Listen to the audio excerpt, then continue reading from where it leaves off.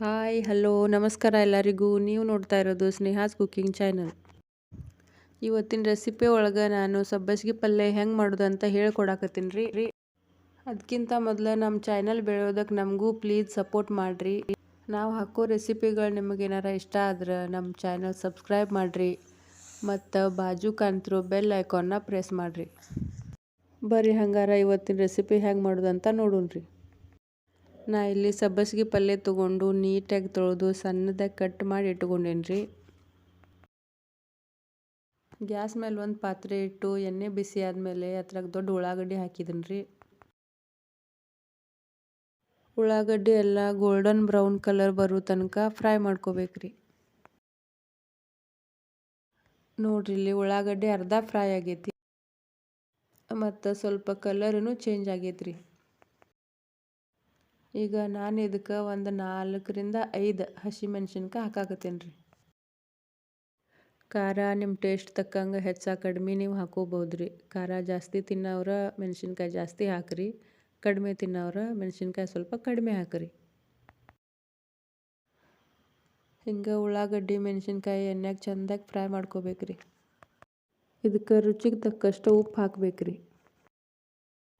ಹಿಂಗೆ ಒಗ್ಗರಣೆದಾಗನ ಉಪ್ಪು ಹಾಕೋದ್ರಿಂದ ಮೆಣಸಿನ್ಕಾಯಿ ಉಳ್ಳಾಗಡ್ಡಿ ಭಾಳ ಬೇಗ ಸಾಫ್ಟಾಗಿ ಫ್ರೈ ಆಗಿಬಿಡ್ತಾವ್ರಿ. ಉಳ್ಳಾಗಡ್ಡಿ ಮೆಣಸಿನ್ಕಾಯಿ ಎಲ್ಲ ಫ್ರೈ ಆದಮೇಲೆ ಕಟ್ ಮಾಡಿ ಇಟ್ಕೊಂಡಿರೋ ಸಬ್ಬಸ್ಗೆ ಪಲ್ಯ ಹಾಕಬೇಕು. ಮೊದಲಿಗೆ ನೋಡೋಕೆ ಸಬ್ಬಸ್ಗೆ ಪಲ್ಯ ಭಾಳ ಕಾಣ್ತೈತ್ರಿ. ಆಮೇಲೆ ಮಿಕ್ಸ್ ಮಾಡ್ತಾ ಮಾಡ್ತಾ ಹೋದಂಗೆ ಕಡಿಮೆ ಕಡಿಮೆ ಆಗ್ತಾ ಬರ್ತೈತ್ರಿ. ಇದನ್ನು ಕಂಪ್ಲೀಟಾಗಿ ಮಿಕ್ಸ್ ಮಾಡ್ಕೋಬೇಕ್ರಿ.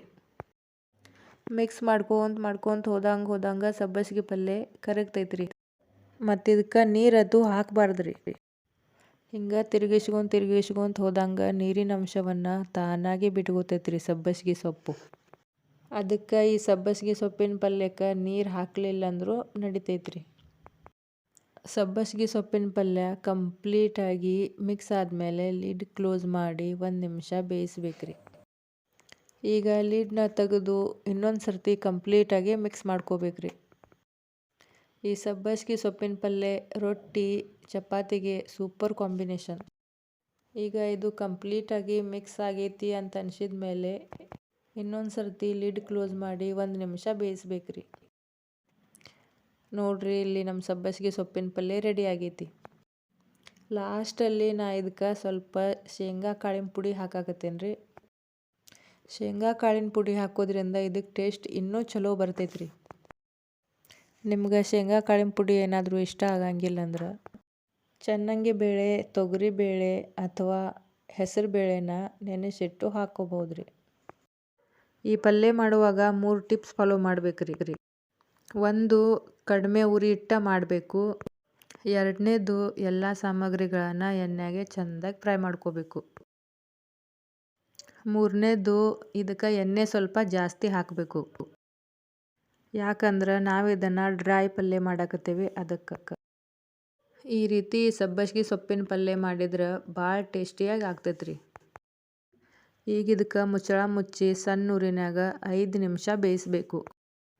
ಅವಾಗವಾಗ ಮುಚ್ಚಳ ತೆಗೆದು ಎಲ್ಲ ಮಿಕ್ಸ್ ಮಾಡ್ತಿರ್ಬೇಕ್ರಿ. 3ರಿಂದ 4 ನಿಮಿಷ ಆಗೈತ್ರಿ. ಪಲ್ಯ ಎಲ್ಲ ಚೆಂದಾಗಿ ಕುದ್ದು ರೆಡಿ ಆಗೈತಿ. ಸೊ ಫ್ರೆಂಡ್ಸ್, ನಮ್ಮ ಇವತ್ತಿನ ರೆಸಿಪಿ ಹೆಂಗಿತ್ತು ನೀವು ನಿಮ್ಮ ಮನ್ಯಾಗ ಒಂದು ಸರ್ತಿ ಟ್ರೈ ಮಾಡಿ ನೋಡ್ರಿ. ನಮ್ಮ ಇವತ್ತಿನ ರೆಸಿಪಿ ನಿಮಗೆ ಇಷ್ಟ ಆದ್ರೆ ಲೈಕ್ ಮಾಡಿರಿ, ಶೇರ್ ಮಾಡಿರಿ, ಕಮೆಂಟ್ ಮಾಡಿರಿ ಮತ್ತು ಮರೆಯದೆ ನಮ್ಮ ಚಾನಲ್ಗೆ ಸಬ್ಸ್ಕ್ರೈಬ್ ಮಾಡಿರಿ. ನಮ್ಮ ವಿಡಿಯೋನ ಪೂರ್ತಿ ನೋಡಿದ್ದಕ್ಕೆ ಧನ್ಯವಾದಗಳು.